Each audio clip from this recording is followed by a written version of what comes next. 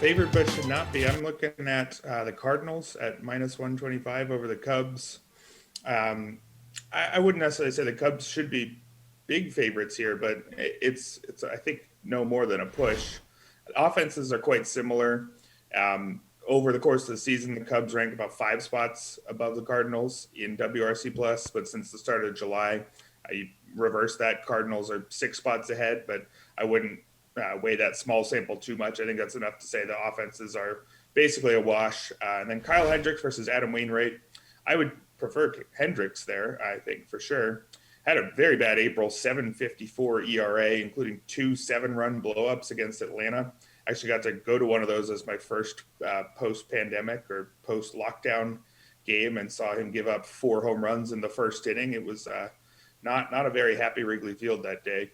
But they've been happy with his starts since the start of May. He's got a 2.65 ERA.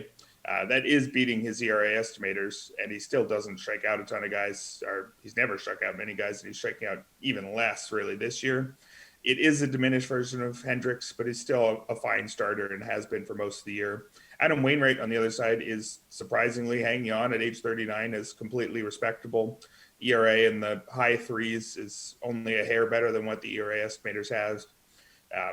Nothing really bad to say about him, but I don't think he's quite as good as Kyle Hendricks now that Hendricks has gotten past his early struggles.